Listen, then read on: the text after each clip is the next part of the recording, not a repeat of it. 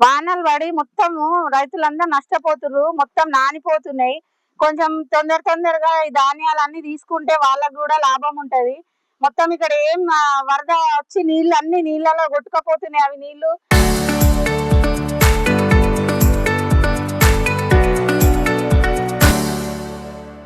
ఎక్కడ పోకుండా ఆన్నే ఆగి సంచులలో అన్ని నీళ్లు నిలుస్తున్నాయి.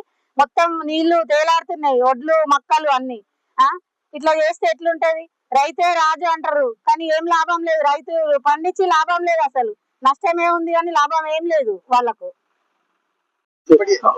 రోజు రైతులు అచ్చుడు పోడు పత్తరగప్పుడు చేసుడు 20-25 రోజుల నుంచి కష్టపడు చేసుడు. గవర్నమెంట్ మేము గోనము మక్కలు పోయకుండా ఈ మార్కెట్ లో పోయపోతుండేవి.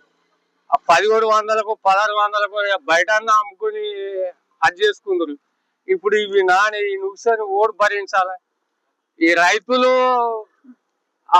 రైతుల రాజ్యము, రైతుల ప్రభుత్వం అది అని చెప్పుడు గొప్పతనం.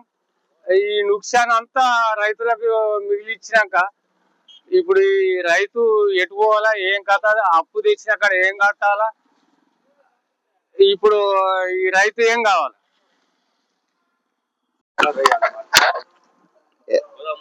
గోదాములు ఖాళీ, మెట్పల్లిలో అకాల వర్షంగా రైతు నష్టపోవడం జరుగుతుంది.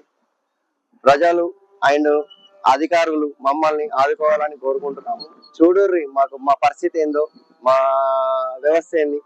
ఇన్ని రోజులు మేము 6 నెలలు 4 నెలలు కష్టపడే పంట మాకు తడిసి ముద్దయింది. అధికారులు దృష్టిలో పెట్టుకొని ఖచ్చితంగా తీసుకోవాలి.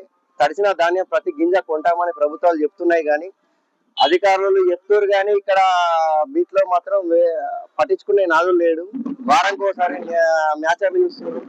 ఏమైనా అంటే సంచులు ఏమంటారు, ఏమన్నా అంటే లారీలు ఏమంటారు, లారీలు ఉంటేనేమో అమ్మాయిలు లేరంటారు. ఇవే నడుస్తున్నాయి ఇందులో.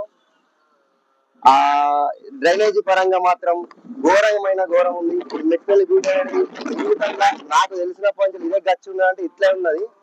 ఇక ఫ్యూచర్ లో పోస్తాం చేస్తాం అనేవారే ఉన్నారు, కానీ వస్తురు పోతురు. అధికారులు చేంజ్ అవుతారు, ప్రభుత్వాలు చేంజ్ అవుతున్నాయి, కానీ పట్టించుకునే నాదుడే లేడు.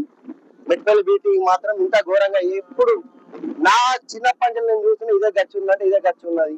కొత్త గచ్చి కావాలి, డ్రైనేజ్ వ్యవస్థ కావాలి, పట్టించుకోవాలి, సీసీ కెమెరాలు పెట్టేయాలి.